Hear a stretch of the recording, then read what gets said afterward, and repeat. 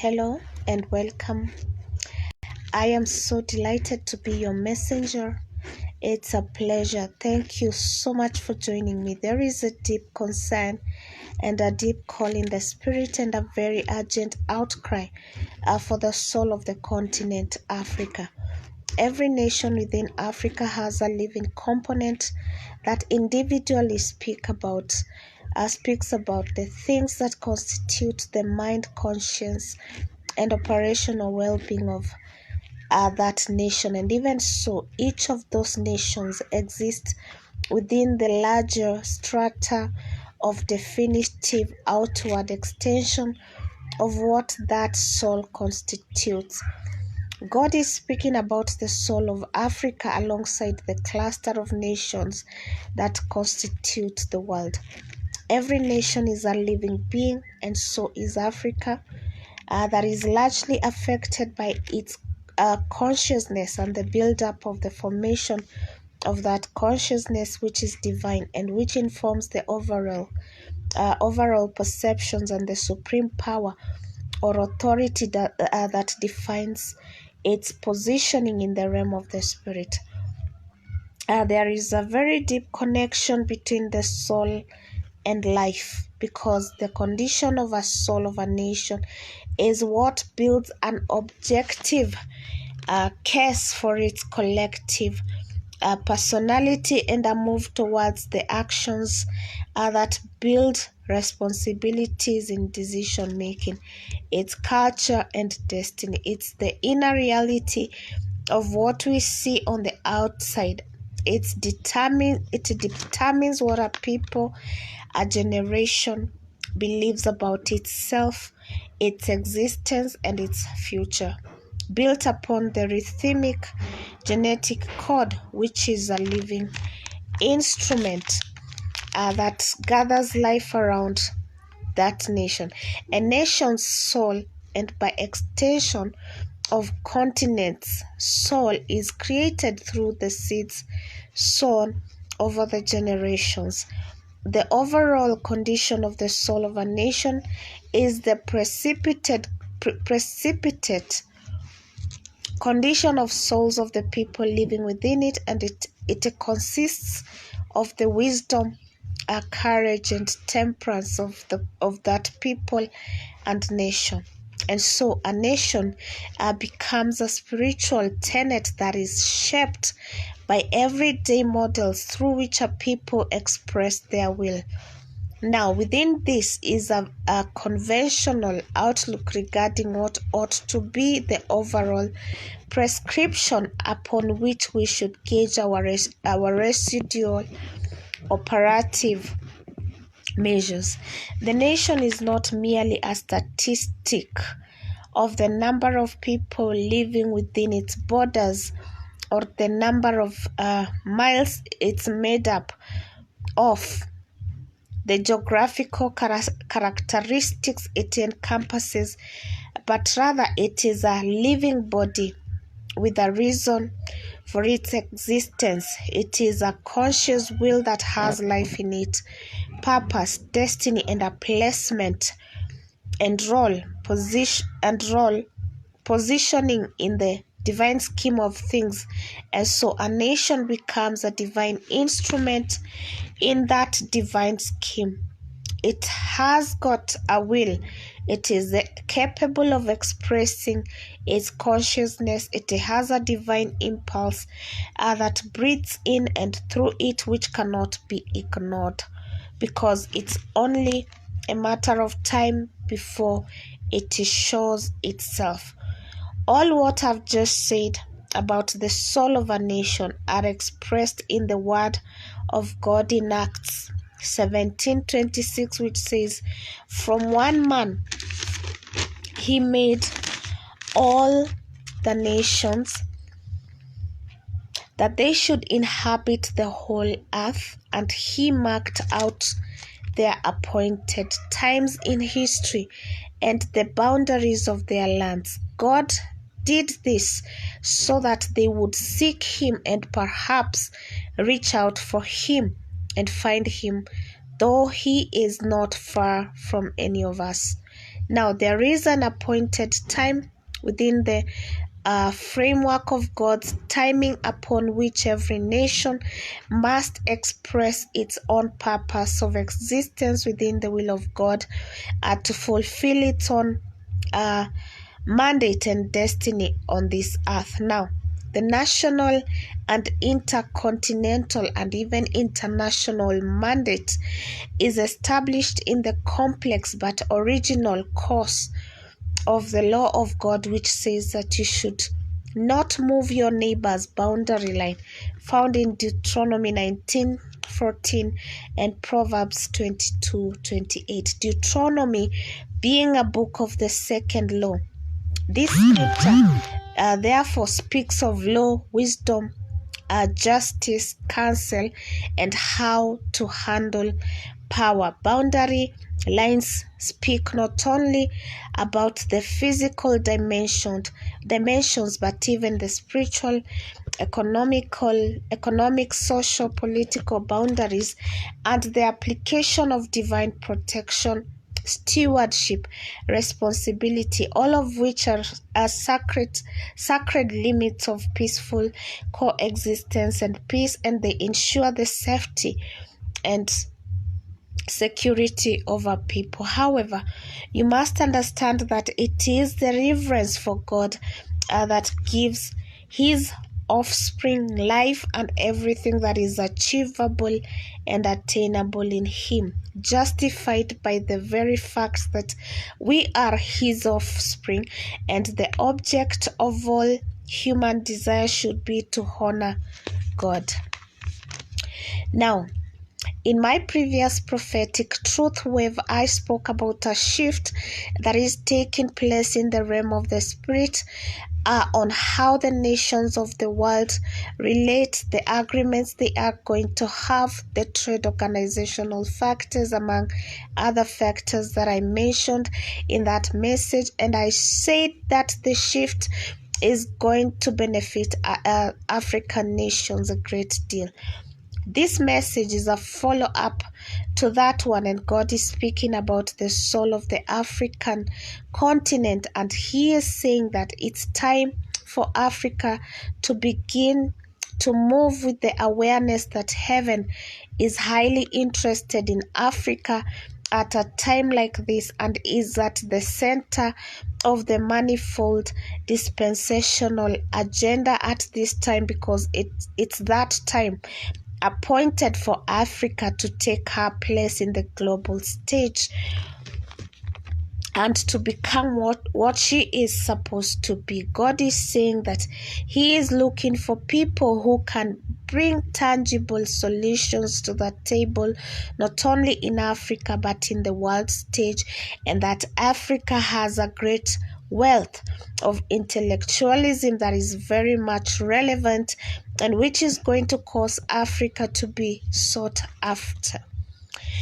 God is speaking about the need to begin to place value on what we have and to begin to fashion ways through which we can build upon that and put a price on it, because it is going to help us to leverage upon it in order for what he has already released in the spirit to manifest. God is speaking particularly about the youth of Africa and what they represent in the global map. And he is saying that the young people are the bridge upon which the dreams of tomorrow are built. And there is a reason as to why Africa has a huge population of young people. It is because the young people have strength, and their abilities are the foundations upon which the builders of the pillars that will build Africa towards the future are placed. Now, God is saying Africa must begin to resolve certain conflicts that have been ongoing once and for all, some of which have been ongoing on the soil of Africa for the longest time. He is saying that it is time to put feuds aside and to focus especially on agreements and plans that are related to boundary conflicts, resolutions, and begin to move in a manner that exemplifies truth and justice. Because a just society is a free society where everyone can move and work freely with constraints, without constraints of cross-border conflicts. God is saying, let Africa be for Africans, where the sons of Africa can feel free to move and to do business and to create, because the next unfolding of the spirit of Pan-Africanism will not be based on fighting for freedom. The spirit of the living God says that that phase is gone. It is past. That it doesn't mean that it meant nothing or that it was not important, but he says that it's time to move to the next phase, and that next phase of Pan-Africanist spirit is based on wealth creation. And he is saying that at this point, what he is looking for are people that will hold up the agenda of God for Africa, because Africa has already been chosen, and people are needed in whose hands God is going to place solutions for a myriad of issues and situations. And he is placing information, knowledge, might, goodwill, wisdom, knowledge, understanding, and all kinds of skills in their hands at their disposal for a great work that is going to bring about a change and bring solutions to the table and make Africa great. That movement has already begun, and it is just the beginning. It is bringing many on board as sons of Africa, the Pan-African spirit of yesterday is gone. It has done its work. It has finished its job. But there is a now, and the now is very urgent, because it is going to shape the ideas and decisions of tomorrow. And so God is placing that ability in men who are ready, and he is empowering them for a great move of God, for wealth creation in Africa. God is saying that he is also equipping these men and women with speed, intelligence, power to bring out the raw historical build-up of the uniqueness of Africa. And this is what is going to sell Africa, aside from this is what is going to sell Africa. Now, aside from resolving boundary conflicts, the Spirit of God is also speaking about resolving and overcoming certain linguistic distinctions that were entrenched in the minds of Africans in the colonial era and are still holding Africans back through neo-colonialism. God is saying that it is time Africa sets herself free of this mindset, because it's mostly a mindset. Rise to the occasion and begin to build upon the promise of God. There is always a timeline and a guideline of the release of the things of God when it comes to the manifold dispensational agenda of God for our people. And there is also an attitude that God expects us to put on, and God expects us, like Paul, to be incensed with the things that are not sitting right about us, and the agreements and the corporations and the trade situations, labor market agreements, and so on and so forth, and to fight for change and for better ones. And at this point in time, God is inciting a certain dissatisfaction and distress and impressing it upon certain men and women in leadership position to begin to move in a manner that is going to be fitted with both boldness and wisdom to signal the world leadership to the need and importance of Africa to be included fully and fundamentally in certain areas of importance. And this is going to lay a foundation for the work that God is doing in the next generation of African people. If you read verse 27a of Acts 17, it says, God set up boundaries of nations so that the people would seek him and perhaps reach out for him and find him. And verse 28b says, for we are his offspring.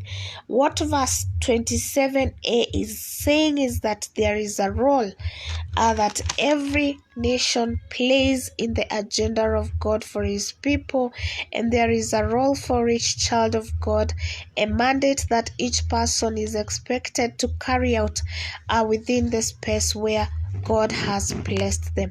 And now it places a very huge responsibility upon the shoulders of those who seek God to seek him out regarding what he intends to do for his people in the times that we are in.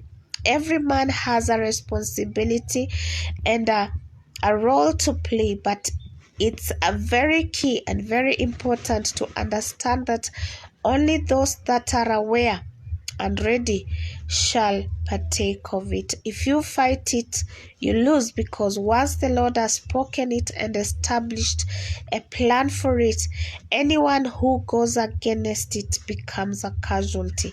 It is very critical to understand that the flow of the willful dispensation of God's agenda for his people has a distinct value and direction in accomplishment, and it creates a certain build-up of activities throughout that calls for men to be ready and equipped, because you might be called at any point to participate. And so it is important that we begin to call on God not to do what he has already said that he will do, because if he said it, then he will do it, but to help us get attuned to his will and to imprint upon our hearts and minds the design and shape and pattern of his plan, because that is what will determine how well we shall be equipped when that time comes for us to take part. Exodus 31:6b says, also I have given ability to all the skilled workers to make everything that I have commanded you.